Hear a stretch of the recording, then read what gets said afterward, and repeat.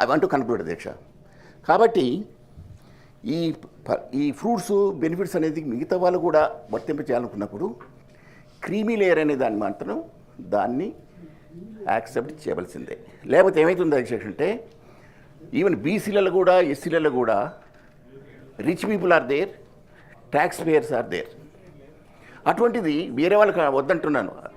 We don't want, we need not transfer the reservation to other caste. BC బ్రదర్లకే SC బ్రదర్లకే వర్తింపజేయండి.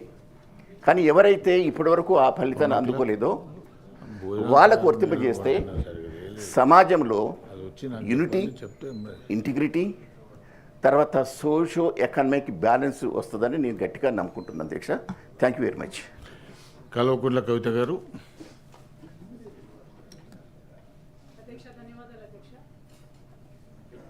చాలా ముఖ్యమైనటువంటి అంశం మీద మాట్లాడేటటువంటి అవకాశం ఇచ్చినటువంటి మీకు, అట్లానే బీఆర్ఎస్ పార్టీ నాయకులు గౌరవనీయులు కేసీఆర్ గారికి, అన్నిటికన్నా ఎక్కువ నా మనసుకు చాలా దగ్గరైనటువంటి అంశం అధ్యక్ష.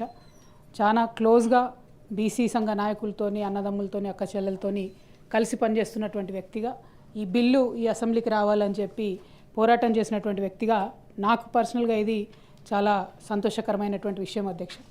నిన్న అసెంబ్లీలో పాస్ అవ్వడం, ఇవాళ కౌన్సిల్కి రావడం. అయితే at the same time I want to express my displeasure అధ్యక్ష. అసెంబ్లీలో ఒక రోజంతా చర్చ పెట్టారు, వాస్తవానికి ఒక రోజు కూడా తక్కువనే. కౌన్సిల్లో ఇంకా డెప్త్గా చర్చ జరగాల్సినటువంటి సీరియస్ అంశం అధ్యక్ష. సరే, వాళ్ళు చెప్పినట్టు 46% మంది ఉన్నా కూడా ఈ 46% కోసం చాలా సీరియస్గా చర్చ జరగాలి. కనీసం ఒక రోజున్నర చర్చ జరగాలి అధ్యక్ష. కాకపోతే 2 గంటలలో బీసీ బిల్లు, 2 గంటలలో ఎస్సీ బిల్లు అని చెప్పి ఏదో అనిపించేద్దాం అనుకుంటే అది ప్రజలు కూడా గమనిస్తారు అధ్యక్ష. గవర్నమెంట్ ఈ ఇష్యూని సీరియస్గా తీసుకోవాలి. నేను డే 1 కూడా తమరితో రిక్వెస్ట్ చేశాను కౌన్సిల్ ఎక్కువ రోజులు నడపాలని చెప్పి.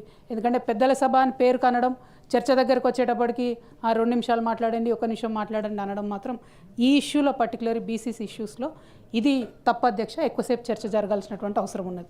రెండవది అధ్యక్ష, మనం అవునన్నా కాదన్నా మన దేశంలో కులం అనేటటువంటిది ఒక వాస్తవం అధ్యక్ష. కులం పేరు మీద డిస్క్రిమినేషన్ జరగడం, కులం పేరు మీద అవమానాలు జరగడం అది గత చరిత్రలో జరుగుతూ వస్తుంది. అద్భుతమైన దేశం అధ్యక్ష భారతదేశం. కాకపోతే మన భారతదేశ సంస్కృతిలో ఉన్న ఒకే ఒక చీకటి కోణం కులం అధ్యక్ష. దాన్ని ఎవరం కాదనిలేం. కానీ ఆ డిస్పారిటీస్ని తగ్గించాలి, ఆ కులం అనేటటువంటి అంశాన్ని పక్కకు పెట్టి యావత్ సమాజాన్ని కూడా కలిపి తీసుకెళ్లాలనేటటువంటి ప్రయత్నం అందరూ కూడా చేస్తూ ఉన్నాం అధ్యక్ష. దానిలో భాగంగానే రాజ్యాంగంలో ఎస్సీ ఎస్టీలకు ముందుగానే సేఫ్టీ సెక్యూరిటీ మెజర్స్ కులాల ప్రాతిపదికనే ఇవ్వడం జరిగింది అధ్యక్ష.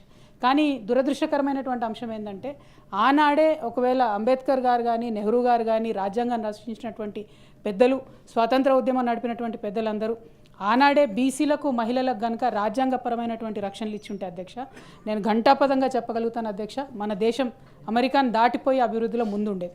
మనంతటా మనమే ఒక 50% సమాజాన్ని అవకాశాలు ఇవ్వకుండా దూరం పెట్టామనేటటువంటి బాధ మాత్రం అందరికీ ఉన్నది అధ్యక్ష. అదేవిధంగా మహిళలు లేదు, నేనేమంటున్నా, ఆనాడు ఎస్సీ ఎస్టీలకు ఎలాగైతే అవకాశాలు ఇచ్చిండ్రో అదే నాడు బీసీలకు, మహిళలకు కూడా ఇచ్చి ఉంటే, కులాల ప్రాతిపదికన ఇవ్వద్దు అనే ఒక చర్చ వచ్చింది కాబట్టి బీసీలకు ఆనాడు అవకాశం రాలేదు. కానీ ఎస్సీ ఎస్టీలకు కూడా కుల ప్రాతిపదికనే సెక్యూరిటీ ఇచ్చిండ్రు అధ్యక్ష. ఇది చాలా గంభీరమైనటువంటి అంశం. నేనేదో పాలిటిక్స్ మాట్లాడదలుచుకోలేదు అధ్యక్ష.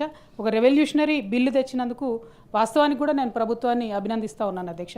ఎందుకంటే ఇట్లాంటి బిల్లు తెచ్చినప్పుడు బాధ్యత ఎక్కువ ఉండాలి. ఇంకా అదే నేను అడుగుతా ఉన్నా, ఇంకా సీరియస్నెస్ ఎక్కువ ఉండాలని నేను అడుగుతా ఉన్నాను తప్ప ఇంకోటి లేదు అధ్యక్ష.